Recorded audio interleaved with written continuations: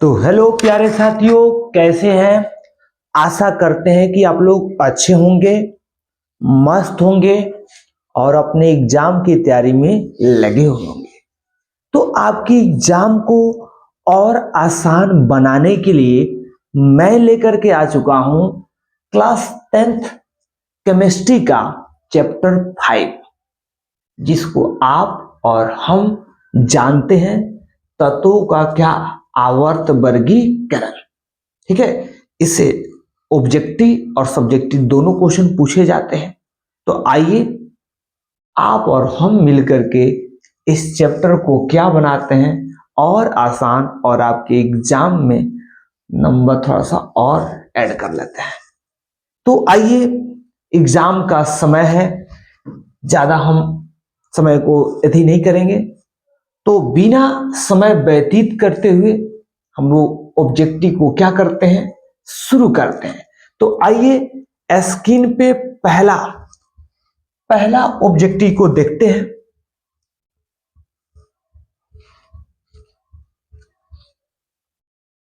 देखिए, पहला ऑब्जेक्टिव है आपका कि तत्वों के आवर्त वर्गीकरण में अष्टक सिद्धांत दिया गया है। माने आपको बता देना है कि अष्टक सिद्धांत किनके द्वारा दिया गया है। तो जैसे कि आप देख रहे हैं पहला ऑप्शन कि डोबेराइनर द्वारा। तो डोबेराइनर तो आपको पता होना चाहिए कि क्या दिए थे। ये दिए थे त्रिक नियम। क्या दिए थे? डोबेराइनर क्या दिए थे? त्रिक नियम दिए थे। क्या दिए थे? डोबेराइनर त्रिक नियम। और न्यूलैंड्स जो थे वो क्या दिए थे? अष्टक सिद्धांत। क्या दिए थे? अष्टक सिद्धांत। अष्टक सिद्धांत दिए थे। और जो मेंडलीव द्वारा देख रहे हैं तो इन्होंने क्या दिया? ये दिया मेंडलीव नियम दिए हैं। क्या दिया? मेंडलीव नियम। ठीक है, तो हमें क्वेश्चन में पूछा गया है कि तत्वों के आवर्त वर्गीकरण में अष्टक सिद्धांत किनके द्वारा दिया गया है।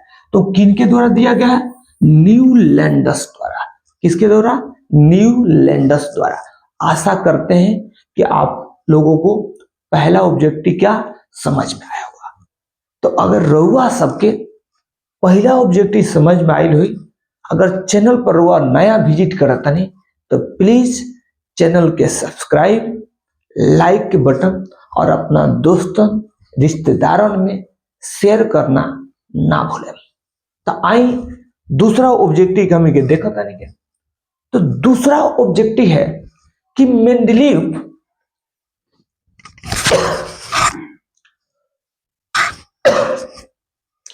करें कि मेंडलीव आवर्त नियम तत्व के वर्गीकरण का आधार क्या है।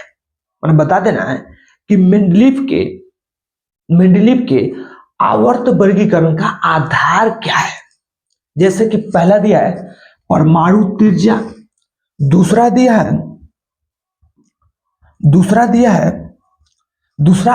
है कि परमाणु घनत्व, तीसरा दिया है परमाणु संख्या और चौथा दिया का परमाणु द्रव्यमान दिया है। तो मैं आप सबको बता देना चाहते हैं कि आधुनिक आवर्त सारणी को छोड़ दें मोसले साहब का, तो जितने भी आपको मिलेंगे डोबेराइनर का त्रिक नियम, न्यूलैंडस का अष्टक सिद्धांत, मेंडलीव का आवर्त नियम, इस सारा जो है ना वो किस पर आधारित था? परमाणु द्रव्यमान पर। किस पर था? परमाणु द्रव्यमान पर आधारित था। इसलिए कि इन लोगों को परमाणु संख्या का आइडिया नहीं था, ज्ञान नहीं था।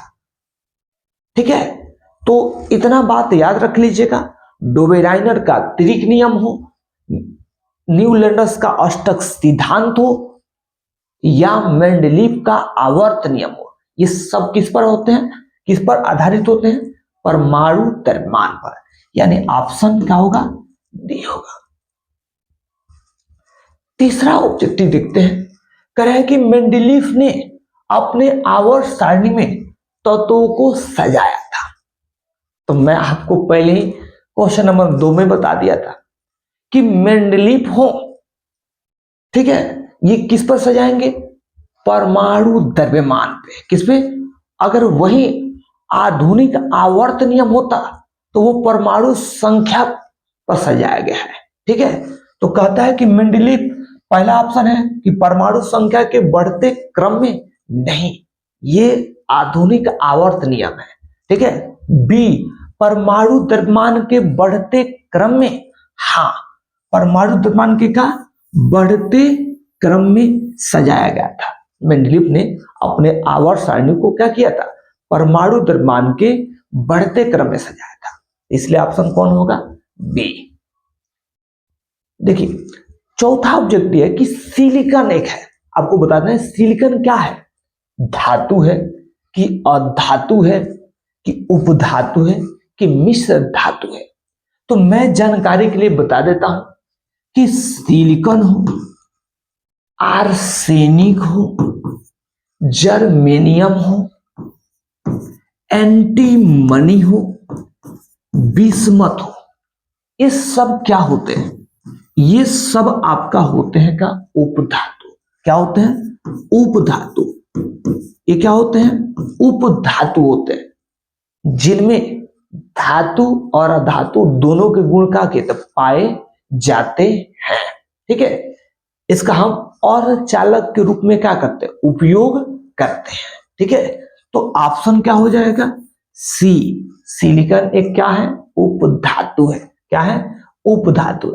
कह रहा है कि आधुनिक आवर्त सारणी में, आधुनिक आवर्त सारणी में क्षैतिज कतारों की संख्या होता है। तो आधुनिक आवर्त सारणी में जो क्षैतिज कतारों की संख्या होती है वो कितनी होती है? 7 होती है। क्या होती है? 7 होती है। 1 2 3 4 5 6 7। ठीक है, आधुनिक आवर्त सारणी में क्षैतिज कतारों की संख्या कितनी होती है? सूत्र सूत्र कितना होते हैं? 7 होती है। क्या होती है? 7 होती है। अगर यही क्वेश्चन को बदल दिया जाता कि ऊर्ध्वाधर, क्या होता है? ऊर्ध्वाधर माने ऐसे खड़ा खड़ा लाइन कितना होता है? तो ऐसे खड़ा खड़ा लाइन कितना होता है? तो ऐसे खड़ा खड़ा लाइन 18 होता है। कितना होता है? 18 होता है। तो ये भी आप लोग याद कर लीजिएगा। ठीक है, कि अगर क्षैतिज कतार कहेगा तो कितने? 7। अगर ऊर्ध्वाधर कहेगा तो कितना? 18। हमें क्षैतिज कहा है इसलिए कितना होगा? 7 हो जाएगा। आइए अगला ऑब्जेक्टिव को देखते हैं। कह रहे कि आवर्त सारणी के प्रथम वर्ग के सदस्य होते हैं। तो मैं बता देता हूं कि आवर्त सारणी के जो पहला वर्ग होता है, पहला वर्ग, उसको हम लोग कौन सा कहते हैं? तो उसको बोलते हैं क्षारीय धातु। क्या कहते हैं? क्षारीय धातु कहते हैं उसको। क्या कहते हैं? क्षारीय धातु। वर्ग 2 के जो तत्व होते हैं, सदस्य होते हैं, वर्ग 2 के, उसको क्या बोलते हैं? क्षारीय मृदा धातु कहते हैं। क्या कहते हैं? क्षारीय मृदा धातु कहते हैं। ठीक है, इसी तो आप दो को ही बता रहे हैं। ठीक है, कि एक को बोलते हैं क्षारीय धातु बोलते हैं, दो को क्या बोलते हैं? क्षारीय मृदा धातु बोलते हैं, एल्कली मेटल बोलते हैं। ठीक है, तो ये क्या हो जाएगा? ऑप्शन नंबर बी आपका क्या हो जाएगा? सही हो जाएगा। और जानना चाहते तो जान सकते हैं मेरे साथ। ठीक है, कि जो वर्ग 17 के तत्व होते हैं, क्या होते हैं? वर्ग 17 के, इसको बोलते हैं क्या? हैलोजन बोलते हैं। क्या बोलते हैं? हैलोजन। 18 को क्या बोलते हैं? अक्रिय गैस बोलते हैं। अक्रिय गैस बोलते हैं। ठीक है, शून्य समूह भी बोलते हैं, नोबेल गैस बोलते हैं, उत्कृष्ट गैस बोलते हैं। वर्ग 16 को चैलकोजन कहते हैं। क्या कहते हैं? चैलकोजन कहते हैं। तो ये सब होती है, धीरे धीरे आप लोग याद कर लीजिएगा मेरे साथ। अगला करे कि किसी कोष में इलेक्ट्रॉनों की अधिकतम संख्या होती है। तो किसी कोष में अधिकतम इलेक्ट्रॉनों की संख्या जो होती है वो क्या होती है? 2n² द्वारा ज्ञात की जाती है। किसी कोष में अधिकतम इलेक्ट्रॉनों की संख्या क्या होती है? 2n² होती है, जहां जहां n क्या होता है, नंबर ऑफ, जहां n, जहां जहां n जहां n क्या होता है, नंबर ऑफ इलेक्ट्रॉन, माने सॉरी, जहां n जो होता है वो कक्षाओं की संख्या होती है। जहां n का होती है, कक्षाओं की संख्या होती है, कक्षाओं की संख्या होती है। अगर हम किसी कक्षा में इलेक्ट्रॉनों की संख्या निकालना चाहते हैं तो हम क्या कर सकते हैं, इसी सूत्र के द्वारा। अगर हम निकालना चाहते हैं प्रथम कक्षा में इलेक्ट्रॉनों की संख्या कितनी होती है, तो हम क्या कर देंगे, यहां n का मान क्या रख देंगे, 1। तो बताएंगे 1 का वर्ग 1 होता है, यानी 2 एकम 2। तो प्रथम कक्षा में इलेक्ट्रॉनों की संख्या कितनी होती है, 2 होती है। हम तो कौन सूत्र से निकालते हैं, 2n² द्वारा। किसके द्वारा, 2n² द्वारा। हो गया। अब कह रहे हैं कि आधुनिक आवर्त नियम के अनुसार तत्वों का गुणधर्म। तो अभी आपसे बताए थे कि अगर आधुनिक आवर्त नियम कहेगा, आधुनिक आवर्त नियम, तो ये तत्वों का जो भौतिक गुण होता है वो परमाणु संख्या के आवर्त फलन होता है। अगर मेंडलीफ का, क्या पूछे, मेंडलीफ का आवर्त नियम पूछेगा तब हो जाएगा परमाणु द्रव्यमान के आवर्त फलन होते हैं। तो यहां किसको हो जाएंगे, परमाणु संख्या के आवर्त फलन होते हैं। ठीक है, आधुनिक आवर्त नियम के अनुसार तत्वों का जो गुण धर्म होता है वो क्या होता है, परमाणु संख्या के क्या होता है, आवर्त फलन होता है। करें कि आधुनिक आवर्त सारणी में बाईं से, किसे, बाईं से अगर दाएं जाते हैं, ठीक है, लेफ्ट टू राइट, माने बाएं से दाएं जाते हैं तो कहता है कि परमाणु साइज। तो याद कर लेंगे कि अगर हम लेफ्ट से बाएं से कहां जाते हैं, दाएं जाते हैं आवर्त सारणी में, तो साइज घटता है। क्या होता है, साइज, आकार साइज क्या होता है, घटता है, डिक्रीज करता है। अब पूछेंगे क्यों, क्योंकि हम लेफ्ट से राइट में जाते हैं तो इलेक्ट्रॉनों की संख्या बढ़ती है। जब इलेक्ट्रॉन की संख्या बढ़ेगी तो प्रोटॉन की संख्या बढ़ेगी। तो इलेक्ट्रॉन प्रोटॉन की संख्या बढ़ने के कारण आकर्षण बल क्या होता है, अधिक हो जाता है, जिसके कारण साइज क्या हो जाते हैं, छोटा हो जाते हैं। क्या हो जाते हैं, छोटा। जब छोटा हो जाएंगे तो घटना ही तो हुआ, तो ये हो जाएगा ऑप्शन नंबर का बी हो जाएगा।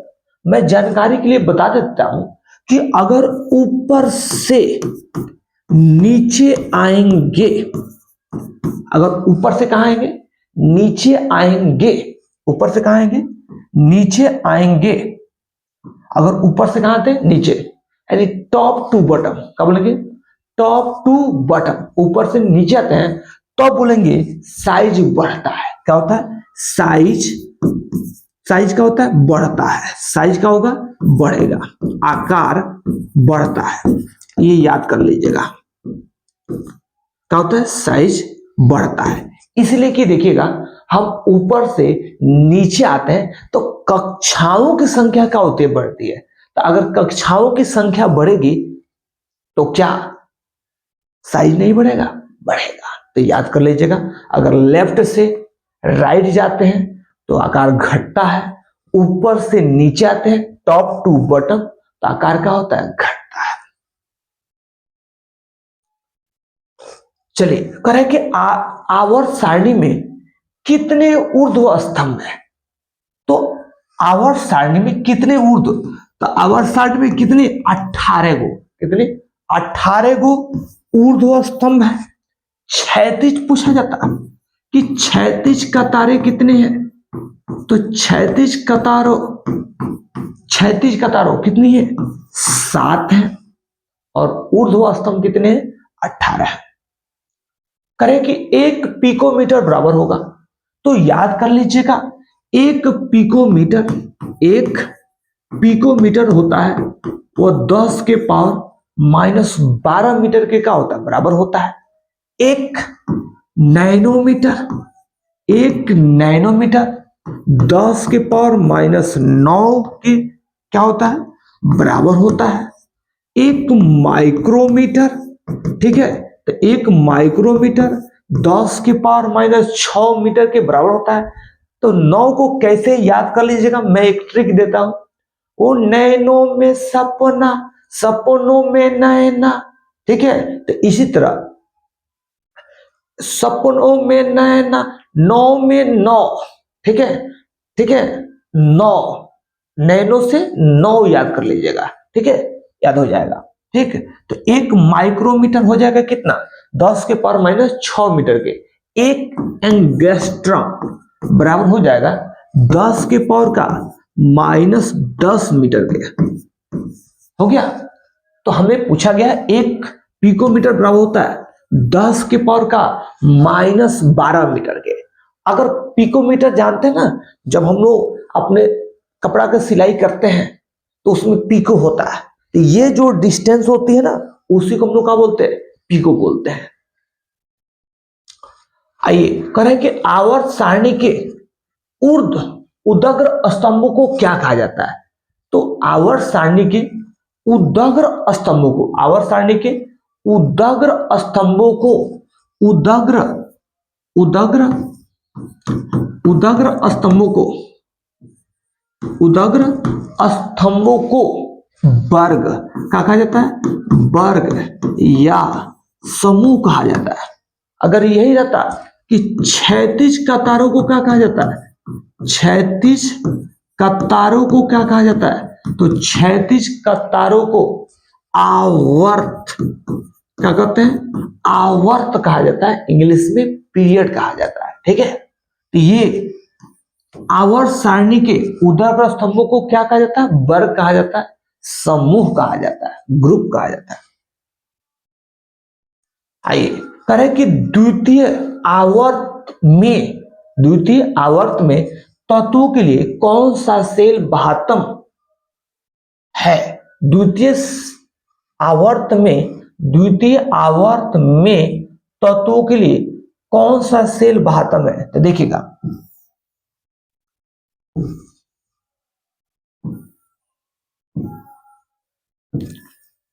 तो देखिए यही है,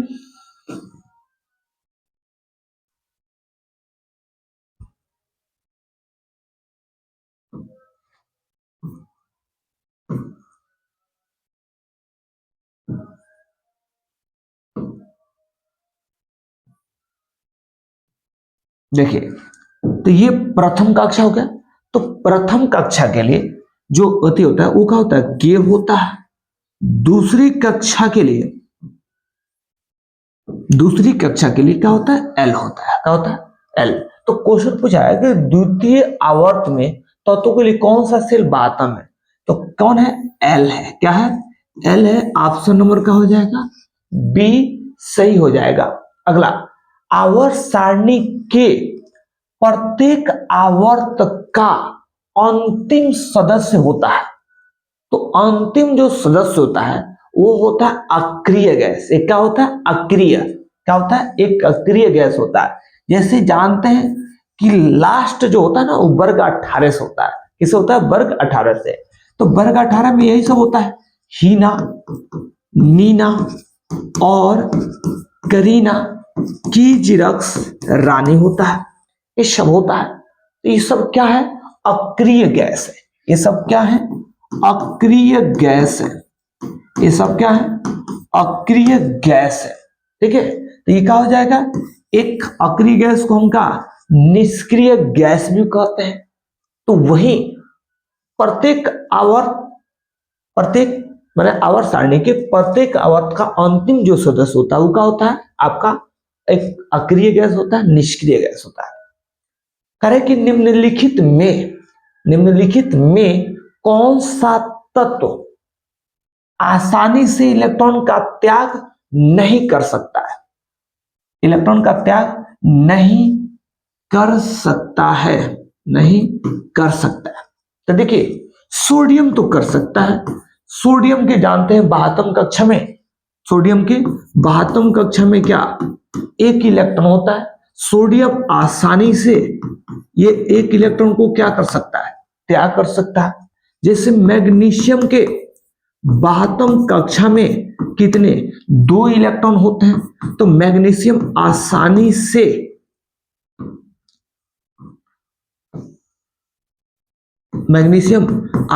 से 2 इलेक्ट्रॉन को क्या कर सकता है, त्याग कर सकता है। आयरन जो होता है ना, ये आसानी से 2 भी इलेक्ट्रॉन को त्याग कर सकता है, और कितने 3 इलेक्ट्रॉन का भी क्या कर सकता है, त्याग कर सकता है। 3 इलेक्ट्रॉन का भी त्याग कर सकता है। तो ये मेटल है, धातु है, ये तो इलेक्ट्रॉन का क्या कर सकते हैं, त्याग कर सकते हैं। लेकिन ये फ्लोरीन क्या है, अधातु है, और अधातु इलेक्ट्रॉन का त्याग नहीं करते हैं, इलेक्ट्रॉन को क्या करते हैं, ग्रहण करते हैं। वो भी फ्लोरीन है, ठीक है, सबसे विद्युत ऋणात्मक तत्व, सबसे ज्यादा इलेक्ट्रॉन खींचने वाला होता है। तो इसलिए यह इलेक्ट्रॉन को ग्रहण, इलेक्ट्रॉन त्याग नहीं कर सकता, ये इलेक्ट्रॉन का ग्रहण कर सकता है। इसलिए ऑप्शन नंबर क्या हो जाएगा, बी सही हो जाएगा। अगला, तत्वों की आवर्त सारणी के प्रारंभिक विकास में किसका प्रमुख योगदान रहा है। तो आवर्त सारणी बोल दिया गया है, ठीक है, तो आवर्त सारणी बोल दिया गया है, इसीलिए नाम आएगा किनका, मेंडलीफ साहब का। किनका आएगा, क्योंकि मेंडलीफ साहब ही है वैसे शख्स हैं, इंसानियत है, इंसान जिन्होंने क्या किया, आवर्त सारणी बनाया, तत्वों को आवर्त में सजाने का क्या किया, प्रयास किया, इसलिए इनका ज्यादा योगदान रहा है। करें कि मेंडलीफ के आवर्त सारणी में क्षैतिज कतारों को क्या कहा जाता है। तो देखिए मेंडलीफ का आवर्त सारणी हो या आधुनिक आवर्त सारणी हो, दोनों में क्षैतिज कतारों को, किसको, क्षैतिज कतारों को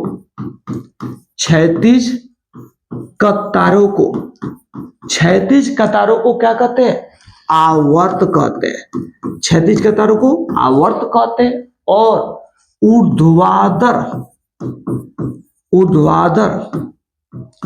स्तंभ को क्या कहते हैं, वर्ग कहते हैं या समूह कहते हैं। ठीक है, तो हमें क्वेश्चन में पूछा गया है कि क्षैतिज कतारों को क्या कहते हैं, तो क्षैतिज कतारों को आवर्त कहते हैं। क्या कहते हैं, आवर्त कहते हैं। कहें कि मेंडलीफ के तत्व वर्गीकरण का आधार क्या है। तो ये क्वेश्चन हम लोग ने दोबारा रिपीट कर रहे हैं। तो मेंडलीफ के तत्व के वर्गीकरण का आधार क्या था, परमाणु द्रव्यमान का था। क्या था, यही पूछा जाता कि आधुनिक आवर्त वर्गीकरण का आधार क्या, तो परमाणु संख्या होता। क्या होता है, परमाणु संख्या होता। करें कि आधुनिक आवर्त सारणी में बाएं से कहां जाने पर, बाएं से दाईं ओर जाने पर परमाणु साइज, अभी बताया है पिछले क्वेश्चन में कि अगर बाएं से दाईं ओर जाइएगा तो क्या होगा, घटता है। आकार का होता है, घटता है, क्योंकि देखिए इलेक्ट्रॉनों की संख्या बढ़ती है। इलेक्ट्रॉन की संख्या बढ़ेगी, इलेक्ट्रॉन की संख्या बढ़ेगी तो प्रोटॉन की भी बढ़ेगी। और क्योंकि एक तत्व में जितने इलेक्ट्रॉन होते हैं उतना ही क्या होता है, प्रोटॉन होते हैं, तो उसके बीच आकर्षण होगा, आकर्षण बल होगा, जिसके कारण वो क्या हो जाएंगे, साइज सिकुड़ जाएगा, छोटा हो जाएगा।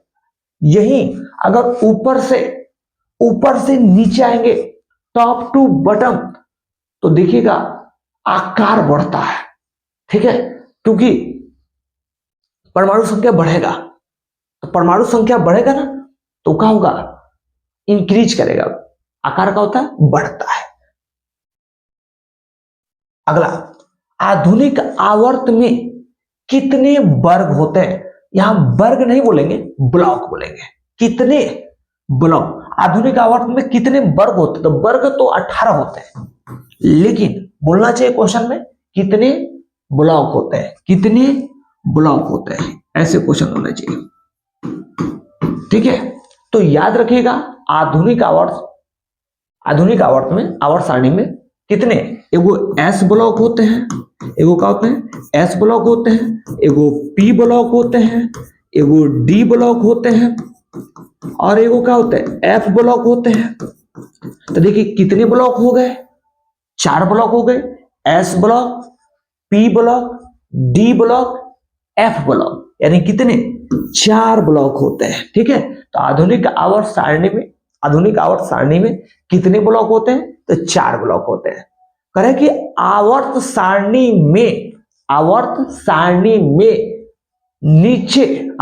में नीचे 2 क्षैतिज कतारें होती है।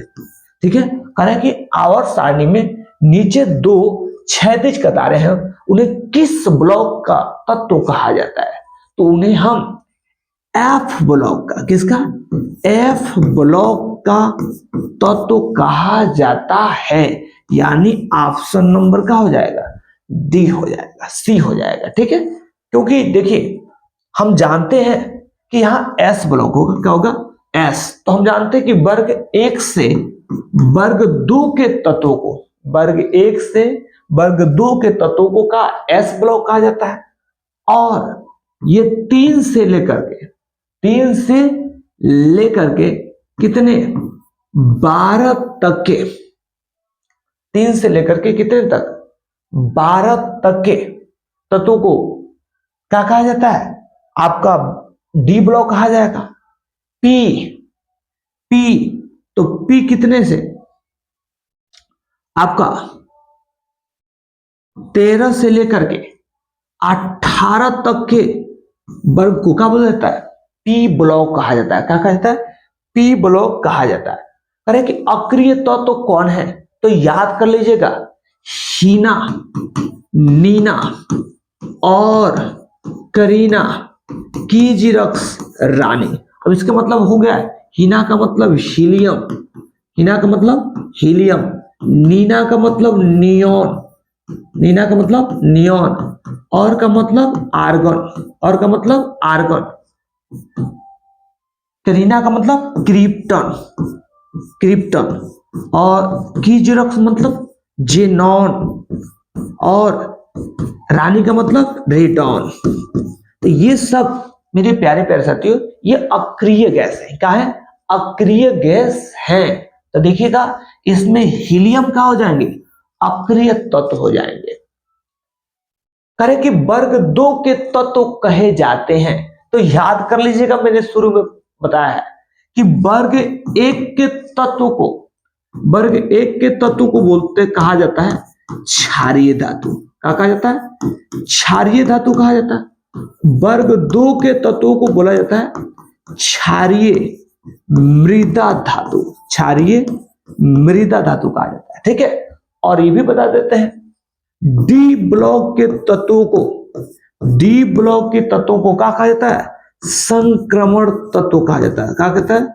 संक्रमण तत्व कहा जाता है। ठीक है, और वर्ग 18 के तत्वों को, वर्ग 18 के तत्वों को क्या बोल जाता है? निष्क्रिय गैस। क्या बोल जाता है? निष्क्रिय गैस बोला जाता है। ठीक है, निष्क्रिय गैस बोला जाता है। ठीक है, तो ऑप्शन क्या हो जाएगा? वर्ग 2 के तत्वों को बोला जाता है क्षारीय मृदा धातुएं। करें कि वर्ग 17 के तत्व कहलाते हैं। तो वर्ग 17 के तत्व हैलोजन कहलाते हैं। वर्ग 17 के तत्व क्या कहलाते हैं? हैलोजन कहलाते हैं। क्या कहलाते हैं? हैलोजन। वर्ग 18 के तत्व अक्रिय कहलाते हैं, नोबेल कहलाते हैं। ठीक है, तो वर्ग तत्वों के तत्व क्या कहलाते हैं? हैलोजन। क्या कहलाते हैं? हैलोजन। एक का तो यादें करा दिए हैं। एक के तत्वों को क्या बोलते हैं? एक को तत्वों को बोलते हैं क्षारीय, क्षारीय धातु बोलते हैं, और 2 को बोलते हैं क्षारीय मृदा धातु, क्षारीय मृदा धातु, धातु। करें कि वर्ग 1 और वर्ग 2 के तत्व कहे जाते हैं। तो वर्ग 1 से वर्ग 2 के तत्व क्या कहे जाते हैं? एस ब्लॉक कहे जाते हैं। ठीक है, वर्ग 1 से लेकर वर्ग 2 के तत्व क्या कहे जाते हैं? एस ब्लॉक कहे जाते हैं। अब वर्ग 3 से लेकर के वर्ग 12 तक के तत्व को क्या कहा जाता है? आपका डी ब्लॉक कहा जाता है। क्या कहता है? डी ब्लॉक कहा जाता है। क्या कहा जाता है? डी ब्लॉक कहा जाता है। और 13 से लेकर के 18 तक को कहा जाता है पी ब्लॉक। क्या कहता है? पी ब्लॉक कहा जाता है। ठीक है, और आवर्त सारणी में देखिए नीचे में 2 क्षैतिज कतारें होती है जिसको क्या कहा जाता है? एफ ब्लॉक कहा जाता है। क्या कहा जाता है? एफ ब्लॉक कहा जाता है। ठीक है, हमें क्वेश्चन पूछा गया है कि 1 और 2 के तत्व कहे जाते हैं, तो क्या कहे जाते हैं? S block. कल की क्लोरीन के परमाणु की 72 कक्षा में इलेक्ट्रॉनों की संख्या कितनी होती है?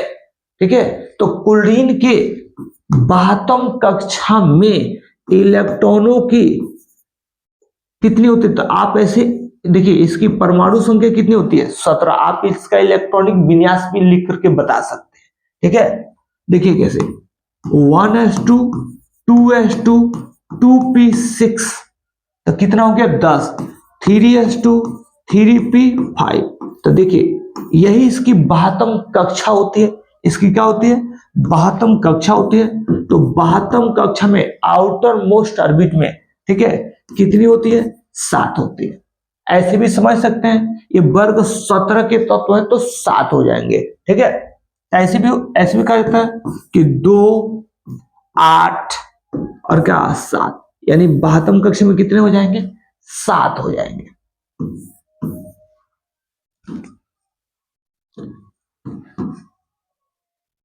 करें कि दूसरे आवर्त में कितने तत्व हैं? करें कि दूसरे आवर्त में कितने तत्व हैं आपको बताना है। तो याद रखिएगा कैसे चलता है, ये ट्रिक है, मैजिक नंबर याद कर लेंगे। मैजिक नंबर याद कर लेंगे कि देखिए 2 8 8 18 18 32। ठीक है, तो 1 2 3 4 5 6, अब फिर से 32 हो गया। तो ऐसे तो सिर्फ आपसे पूछा गया क्या? तो ये पहले आवर्त में हो गया, ये दूसरे आवर्त में हो गया, ये तीसरे। तो आपसे ज्यादा जुल्म नहीं किया जाएगा, खूब पूछा जाएगा। तो पहले में पूछा जा सकता है, दूसरे आवर्त में पूछा जा सकता है, तीसरे आवर्त में पूछा जा सकता है। तो मैजिक नंबर याद कर लेगा, 2 2 8 8 18 18 32 32। तो आप बस एक में याद कर लेंगे, 2 दूसरे में 8। ठीक है, तो दूसरे आवर्त में कितने तत्व होते हैं? 8 होते हैं। करें कि आवर्त सारणी में 18वें समूह में स्थित तत्व कहे जाते हैं। तो वर्ग आवर्त सारणी में 18वें समूह में जो स्थित तत्व होते हैं वो क्या कहलाते हैं? निष्क्रिय तत्व कहलाएंगे। क्या कहलाएंगे? निष्क्रिय तत्व कहलाते हैं। करें कि यदि किसी तत्व की परमाणु संख्या 12 है तो उसकी संयोजकता क्या होगी? तो देखेंगे अगर किसी तत्व की परमाणु संख्या कितनी है? 12 है। तो 12 है तो जब हम इसका इलेक्ट्रॉनिक विन्यास लिखते हैं तो देखिएगा 1s2 2s2 2p6, तो 10 हो गया। 3s2, तो देखिएगा जो 72 कक्षा में इलेक्ट्रॉन होते हैं, ठीक है, आउटर मोस्ट ऑर्बिट, जो सबसे बाहरी कक्षा में इलेक्ट्रॉन होते हैं, वही कहलाते हैं का संयोजकता। तो कितनी हो जाएगी? 2। कितनी हो जाएगी? 2 हो जाएगी। करें कि समूह में ऊपर से कहा नीचे आने पर, मैंने आपको पिछले में ही डिस्कशन कर दिया कि समूह में ऊपर से कहा नीचे आने पर धात्विक प्रवृत्ति क्या होती है, बढ़ती है। अच्छा हाँ, करें कि समूह में ऊपर से नीचे आने पर धात्विक प्रवृत्ति, ठीक है, धात्विक प्रवृत्ति क्या होती है, बढ़ती है। क्या होती है, बढ़ती है। करें कि आधुनिक आवर्त नियम के अनुसार, आधुनिक आवर्त नियम के अनुसार, ठीक है, तत्वों के गुण धर्म निम्नलिखित में किसके आवर्त फलन होते हैं? तो आधुनिक आवर्त है, इसलिए परमाणु संख्या के आवर्त फलन होते हैं। किसके? परमाणु संख्याओं के क्या होते हैं, आवर्त फलन होता है। यही कहता कि मेंडलीव के आवर्त नियम के अनुसार तत्वों के गुण धर्म होते हैं, तब तो परमाणु द्रव्यमानों के हो जाता है। चलिए करें कि आधुनिक आवर्त सारणी के, आधुनिक आवर्त सारणी की कहता है कि क्षैतिज कतारें निम्नलिखित में क्या कहलाती है? तो क्षैतिज कतारें ये कहलाती है का, क्षैतिज कतारें आवर्त कहलाती है। ऊर्ध्वाधर स्तंभ रहता तो वर्ग या का समूह कहलाता है। क्या कहलाता है? समूह कहलाता है। हो गया। चलिए करें कि सोडियम की परमाणु संख्या है, तो सोडियम की परमाणु संख्या याद कर लेंगे। सोडियम का संकेत Na होता है। परमाणु संख्या कितना होता है? 11 होता है। परमाणु द्रव्यमान होता है क्या? 23। और भी याद कर सकते हैं। मैग्नीशियम का संकेत Mg होता है। परमाणु संख्या 12 होता है। द्रव्यमान होता है आपका 14 होता है। नाइट्रोजन का संकेत N होता है। परमाणु संख्या 7 होता है। द्रव्यमान होता है 14 होता है। ऑक्सीजन का संकेत O होता है। परमाणु संख्या 8 होता है। द्रव्यमान 16 होता है। ठीक है, जैसे क्लोरीन होता है, क्लोरीन का संकेत Cl होता है। परमाणु संख्या 17 होता है। द्रव्यमान जो होता है आप 35 भी होता है, या अगर आप याद कर लेते हैं तो 35.5 भी होता है। ठीक है, जैसे आयरन हो गया, तो आयरन का याद रख लीजिएगा। परमाणु संख्या कितना होता है? 26 होता है। ठीक, द्रव्यमान कोई जरूरत नहीं है। तो सोडियम की परमाणु संख्या कितनी होती है? 11 होती है। कितनी होती है? 11 होती है। कह रहा है कि निम्नलिखित में सबसे भारी धातु कौन है? सबसे भारी धातु कौन है? ठीक है, तो याद कर लीजिएगा, ओस्मियम। क्या है? ओस्मियम जो होता है ना, वो सबसे क्या होता है? भारी धातु होता है। क्या होता है? भारी धातु होता है। सोना की, इसकी सोना की परमाणु संख्या होती है, तो सोना की आपको बता देना परमाणु संख्या कितनी होती है? सोना Au की परमाणु संख्या कितनी है? तो कितनी होती है? 79 होती है। कितनी होती है? 79। अगर चांदी का पूछता जाता है तो कितनी होती है? 47 होती है। याद कर लेंगे। ठीक है, कि सोना की परमाणु संख्या 89 होता है, 89 होती है, 79 होती है। और चांदी सिल्वर का कितना होता है? 47 होती है, 47 होती है।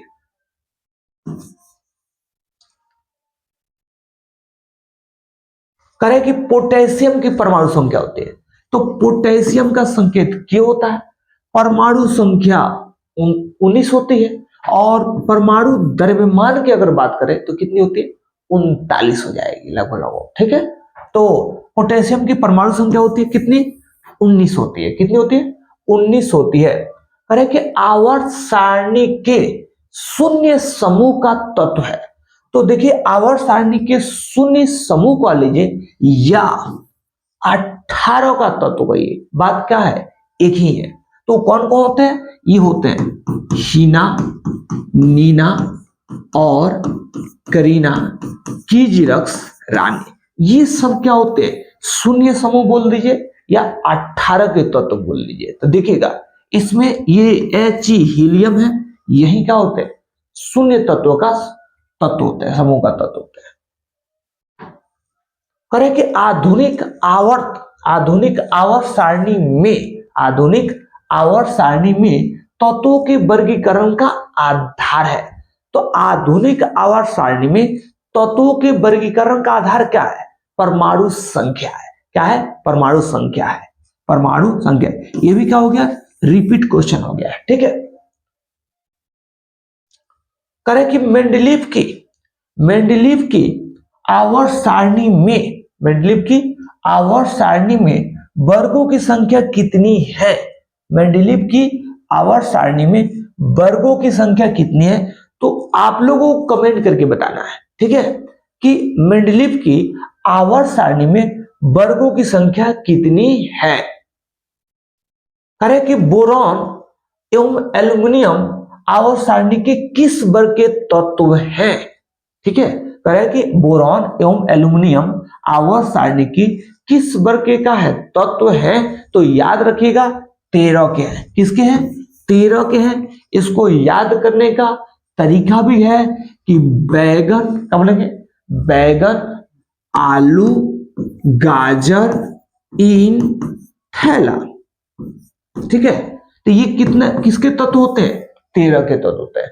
बैगन, आलू, गाजर इन थैला। ठीक है, तो ये किसके तत्व होते हैं? 13 के। तो वही पूछा गया बोरॉन एवं एल्युमिनियम आवर्त सारणी के किस वर्ग के का है तत्व है? तो 13 के हैं। अरे कि पोटेशियम की परमाणु संख्या 19 है। पोटेशियम की परमाणु संख्या कितनी? 19 है। तो इनकी संयोजकता क्या है?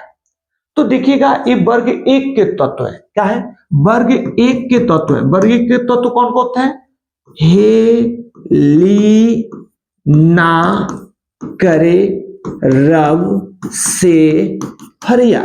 तो वर्ग 1 के तत्व है, तो इनकी संयोजकता कितनी होगी? इनकी संयोजकता +1 होगी, माने 1 होती है। आप ऐसे भी निकाल सकते हैं या इलेक्ट्रॉनिक विन्यास लिख करके बता सकते हैं। देखिएगा, जैसे ये पोटेशियम हो गया, परमाणु संख्या 19 होती है, तो आप इसका इलेक्ट्रॉनिक विन्यास निकाल कर बता सकते हैं। कैसे? 1s2 2s2 2p6, ठीक है, 3s2 3p 3p6, तो कितना हो गए? 18 हो गए। 4s1। तो यही देखिए, जो 12वीं कक्षा में इलेक्ट्रॉन होते हैं वही उसका क्या कहलाते हैं? संयोजकता कहलाते हैं। इसीलिए ऑप्शन नंबर क्या हो जाएगा? ए सही हो जाएगा। करें कि फ्लोरीन की परमाणु संख्या है, तो देखिए फ्लोरीन का संकेत F होता है, परमाणु संख्या कितना होता है? 9। कितना होता है? 9 होता है। फ्लोरीन की परमाणु संख्या कितनी होता है? 9 होता है, यानी ऑप्शन ए सही हो जाएगा। करें कि ऑक्सीजन की परमाणु भार क्या है? तो ऑक्सीजन का संकेत O होता है, परमाणु संख्या 8 होता है, और परमाणु भार की बात किया गया है तो कितना होता है? 16 होता है। कितना होता है? 16 होता है। करें कि बोरॉन का परमाणु भार क्या है? तो बोरॉन का देखिएगा, पहले परमाणु संख्या जाने की कितना होता है? बोरॉन का परमाणु संख्या कितना होता है? तो देखिएगा, पहले हाइड्रोजन होता है, हाइड्रोजन के बाद हीलियम, हीलियम के बाद लिथियम, लिथियम के बाद बेरिलियम, बेरिलियम के बाद क्या? बोरान। तो इसकी परमाणु संख्या 1, इसकी 2, इसकी 3, इसकी 4, इसकी 5। तो इसका द्रव्यमान हो जाएगा कितना? 11 हो जाएगा। क्या हो जाएगा? 11 हो जाएगा। कार्बन, करें कि कार्बन आवर्त सारणी के किस वर्ग का सदस्य है? करें कि कार्बन आवर्त सारणी के किस वर्ग का सदस्य है? तो देखिएगा, ये 14 का है। किसका है? 14 का है, क्योंकि 14 में हम लोग कौन कौन तत्व जानते हैं कि कौन कौन होता है। तो देखिएगा, कहे सीताजी, कहे सीताजी सुनो प्रभु। ठीक है, इसको आप ऐसे भी बोल सकते हैं फ्रेज से कि कहे शिव जी, कहे शिव जी सुनो पार्वती, या कौन सी गीत सुनाओ प्यारे, कौन सी गीत सुनाओ प्यारे। तो इससे भी आप इसको याद कर सकते हैं। तो ये वर्ग किसके हैं? 14 के, क्योंकि ये इसको कार्बन परिवार बोलते हैं। ठीक है, वर्ग 14 के तत्वों को कार्बन परिवार बोलते हैं। तो कार्बन जो होता है ना, 14 के तत्व है। करें कि तत्वों के आवर्त वर्गीकरण में अष्टक सिद्धांत दिया गया। तो रिपीट हो गया, अष्टक सिद्धांत किसके द्वारा दिया गया था? तो न्यूलैंडस के द्वारा। किसके द्वारा? न्यूलैंडस के द्वारा दिया गया था। करें कि मेंडलीफ आवर्त नियम तत्वों के वर्गीकरण का आधार क्या है? तो वर्गीकरण का आधार क्या है? परमाणु द्रव्यमान है। परमाणु का है? द्रव्यमान है। करें कि मेंडलीफ ने अपने आवर्त सारणी में तत्वों को सजाया था। तो मेंडलीफ ने अपने आवर्त सारणी में तत्वों को उनके बढ़ते हुए परमाणु द्रव्यमानों को का यानी परमाणु द्रव्यमान के बढ़ते क्रम में क्या किया था? सजाया था। तो देखिए, ये रहा 48 क्वेश्चन। आप लोगों को ये वीडियो कैसे लगा? अगर हेल्पफुल लगा हो तो आप लोग कमेंट करके, अगर लाइक वीडियो को नहीं किया तो लाइक करना ना भूलिएगा। अपने दोस्तों, रिश्तेदारों, सखीन, सहेली में शेयर करना नहीं भूलिएगा। धन्यवाद।